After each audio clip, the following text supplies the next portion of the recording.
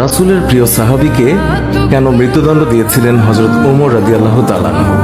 পিতাকে হত্যার অপরাধে তার দুই পুত্র এক যুবককে টেনে হিঁচড়ে খলিফা ওমর রাদিয়াল্লাহু তাআলা আনহুর দরবারে এসে হাজির হল। তারা বলল, এই ব্যক্তি আমাদের পিতাকে হত্যা করেছে, আমরা এর সঠিক বিচার চাই। খলিফা ওমর রাদিয়াল্লাহু তাআলা আনহু ওই যুবকের কাছে তার বিরুদ্ধে আনা হত্যার অভিযোগের ব্যাপারে জানতে চাইলে যুবক বলল, অতি ক্লান্তি অনুভব করার কারণে আমি একটু খেজুর গাছের নিচে বসে বিশ্রাম করতে গিয়ে ঘুমিয়ে পড়ি। উঠে দেখি আমার উট আমার পাশে নেই। খুঁজতে গিয়ে যখন সামনের দিকে এগিয়ে যাই তখন তার মৃতদেহ পাই, যাকে ওনাদের বাবা বাগানে প্রবেশের জন্য পাথরের আঘাত করে মেরে ফেলেছে।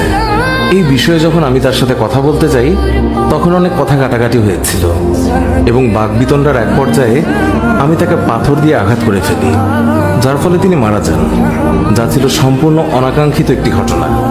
এর জন্য আমি ক্ষমা চাইছি। বাদীরা বলল, আমরা মৃত্যুদণ্ড চাই। হযরত ওমর রাদিয়াল্লাহু তাআলা আনহু বললেন, উটের বদলে তো তুমি একটা উট নিলেই তো হতো, কিন্তু তুমি বৃদ্ধকে হত্যা করেছ, হত্যার বদলে হত্যা। এখন তোমাকে মৃত্যুদণ্ড দেওয়া হবে। তোমার কোনো শেষ ইচ্ছে থাকলে বলতে পারো। লোকটি বলল, আমার কাছে কিছু ঋণ এবং আমানত আছে। আমাকে যদি কিছুদিন সময় দিতেন তাহলে আমি বাড়ি গিয়ে সেই ঋণ এবং আমানত পরিশোধ করে আসতাম। খলিফা ওমর রাদিয়াল্লাহু তাআলা আনহু বললেন, তোমাকে তো একা ছাড়তে পারি না। তুমি যদি তোমার তরফ থেকে কোনো জিম্মাদার রেখে যাও তবে কিছু সময়ের জন্য তোমাকে মুক্তি দিতে পারি। যুবক তখন দুঃখিত হয়ে বলল, এখানে সবাই আমার অপরিচিত, না কেউই আমাকে চেনে না, আমিও কাউকে চিনি না, সুতরাং আমার জামিনদার হবার মতো কেউ নেই। তখন হযরত আবু যর গিফরি সবার মধ্যে গিয়ে বললেন, হুজুর, আপনার যদি অনুমতি থাকে তবে আমি হতে চাই যুবকের জমিনদার। আর এই কথাতে সবাই অবাক হয়ে গিয়েছে, কারণ তিনি ওই যুবককে চিনতেন না, জানতেনও না, কিন্তু তারপরেও তিনি জমিনদার হতে রাজি হয়েছেন। খলিফা বললেন, আগামী জুম্মাবার পর্যন্ত যুবককে মুক্তি দেয়া হলো। জুম্মার আগে যুবক যদি মদিনায় না আসে তার পরিবর্তে আবু যরকে মৃত্যুদণ্ড দেওয়া হবে। জামিন পেয়ে নওজোয়ান ছুটে চলল মাইলের পর মাইল দূরে তার বাড়ির দিকে, আর আবু যর গেলেন তার বাড়ির দিকে। এদিকে দেখতে দেখতে জুম্মাবার চলে এসেছে। নওজোয়ানের তো কোনো খবরই নেই। হযরত ওমর রাদিয়াল্লাহু তাআলা আনহু রাষ্ট্রীয় পত্রবাহককে পাঠিয়ে দিলেন আবু যর গিফরি রাদিয়াল্লাহু তাআলা আনহুর কাছে।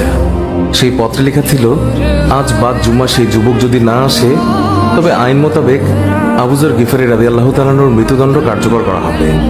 আবু যর যেন জুম্মার প্রস্তুতি নিয়ে মসজিদের নবীতে সঠিক সময় উপস্থিত হয়। খবর শুনে পুরো মদিনায় থমথমে অবস্থা।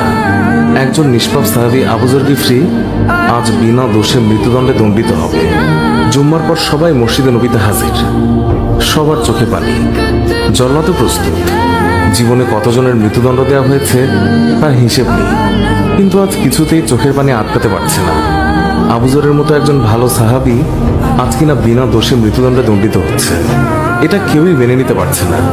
এমনকি মৃত্যুদণ্ডের আদেশ প্রদানকারী খলিফা ওমর রাদিয়াল্লাহু তাআলা আনহু তিনিও অনবরত কাঁদছেন, তবুও আইন নিজের গতিতেই চলবে। তখন আবু যর গিফরি রাদিয়াল্লাহু তাআলা আনহু নিশ্চিন্ত মনে হাসি মুখে এক কোনায় দাঁড়িয়ে মৃত্যুদণ্ডের জন্য প্রস্তুত। জল্লাদ ধীর গতিতে আবু যর গিফরির দিকে এগোচ্ছেন আর কাঁদছেন। জল্লাদের পা যেন আজ সামনের দিকে এগোচ্ছেই না, কেউ যেন তার পায়ে পাথর বেঁধে দিয়েছে। এমন সময় এক সাহাবী জল্লাদকে থামিয়ে বলল, ওই দেখো মরুভূমিতে ধুলোর ঝড় উড়িয়ে কে যেন আসছে, একটু থামো, হতে পারে ওটা যুবকের ঘোড়ার ধ্বনি।